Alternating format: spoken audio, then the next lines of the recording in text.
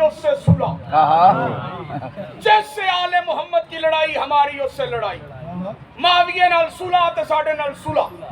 میں کہ پیو اپنے دا ہے تے پھر قرآن دے حاشیے تے لکھ محمد دی مکے دے کافراں نال صلح، کہ انہاں نال بھی صلح۔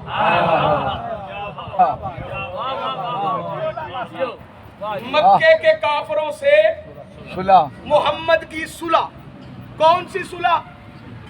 تیری زندگی ہو گئی صلح حدیبیہ۔ یہ صلح رسول نے چھپ کے نہیں کی، دن دہاڑے کی، سرعام کی۔ کن سے کی؟ کافروں سے۔ قرآن میں اللہ نے فرمایا بسم اللہ الرحمن الرحیم انا فتحنا لک فتحا مبینا۔ قرآن کی آیت میں اللہ نے محمد کی صلح کو فتح مبین قرار دی۔ آیت ایک ہے، لفظ فتح دو بار آیا ہے۔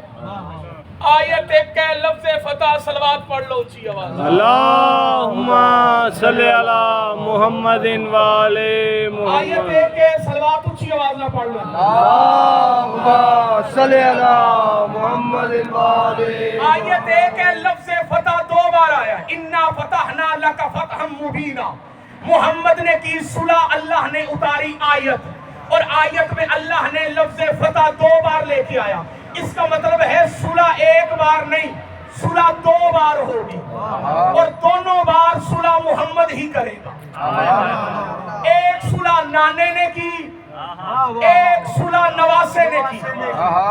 نانے نے صلح کافروں سے کی، نواسے نے صلح منافقوں سے کی۔ نانے کی صلح بھی فتح ہے، نواسے کی صلح بھی فتح ہے۔ لیکن بنو امیہ کے ٹکڑوں میں پلنے والا مولوی کہتا ہے حسن کو لڑنا نہیں آتا تھا۔ نعوذ باللہ، نقل کفر نواز۔ امام حسن بڑے نرم دل تھے، امام حسن بڑے صلح گو تھے، بڑی صلح کرتے تھے۔ میں ان مولویوں کو کہوں گا جا کے تاریخ کا مطالعہ کرو، جیسا جہاد حسن نے کیا، جیسی جنگ حسن نے لڑی، ایسی جنگ کسی اور نے کہاں لڑی؟ حسن نے معاویہ کے دربار میں جا کے لڑی۔ حسین نے یزید سے جنگ لڑی ضرور، لیکن مد مقابل یزید نہیں آیا۔ بے شک حسن وہ بادشاہ ہے جس کے مد مقابل پہ خود معاویہ آیا، وہ نفس نفیس آیا، اور اس نے خود دعوت دے کے امام حسن کو بلایا۔ تیرا اور میرا مولا حسن مدائن سے سیدھا شام پہنچے۔ مولا حسن کے پہنچنے سے پہلے اس نے سرکاری آرڈر پاس کیا۔ اس نے کہا جب علی کا بیٹا آئے نا میرے دربار میں تو دربار کے پردے گرا دینا۔ محمل کے، شنیل کے، غزنی پردے دربار میں لگے ہوئے تھے، پردے اس نے کہا گرا دینا۔ پردے تھے وزنی، پردوں کو ہٹانے کے لیے کھڑے تھے دربان۔ اس نے کہا کوئی بندہ آگے بڑھ کے حسن کی آمد پہ پردے نہ ہٹائے، حسن خود ہی پردہ ہٹا کے اندر داخل ہوگا۔ دوسرا آرڈر اس نے یہ پاس کیا کہ جب حسن اندر آئے تو کوئی بندہ اپنی مسند سے نہ اٹھے، ہر جگہ کوئی بیٹھا ہے بیٹھا رہے، حسن کھڑے کھڑے مجھ سے بات کر کے چلے جائیں گے، لیکن آنے والا امام تھا، آنے والا حجت اللہ تھا، آنے والا صاحب معجزہ تھا، آنے والا وقت کا محمد تھا، آنے والا وقت کا علی تھا، آنے والا فاتح خیبر کا بیٹا تھا۔ جیسے امام حسن کی سواری رکی، مولا حسن سواری سے نیچے اترے، اترنے کے بعد جیسے ہی دربار کی طرف چلے ہوئے شیعہ تو ہاتھ بلند نہ ہوئے، اللہ نے ہوا چلا دی۔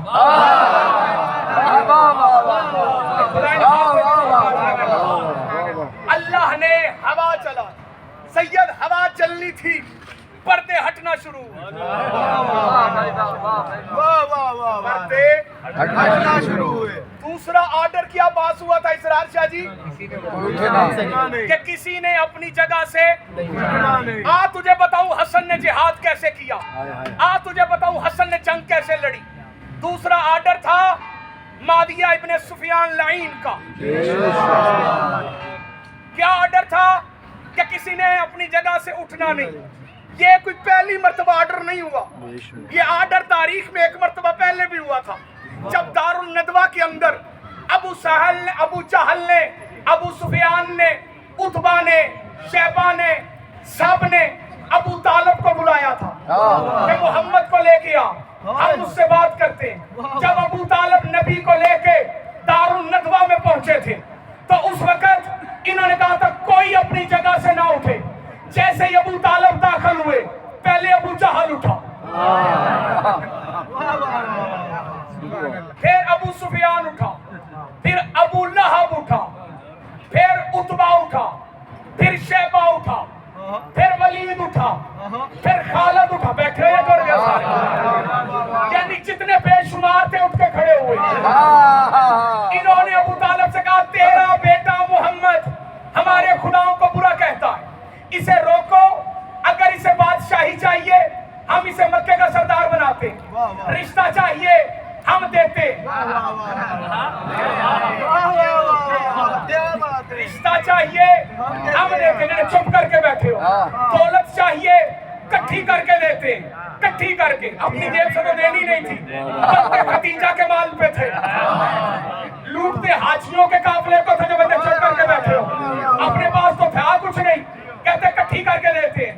جناب ابو طالب نے محمد کا چہرہ دیکھا، محمد نے وما ينطق عن الهوى ان هو الا وحی یوحی والی زبان سے مسکرا کے ان کی آنکھوں میں آنکھیں ڈال کے کہا ایک ہاتھ پہ سورج ایک ہاتھ پہ چاند بھی رکھو، پھر بھی میں اللہ کی توحید کی دعوت نہیں چھوڑ سکتا۔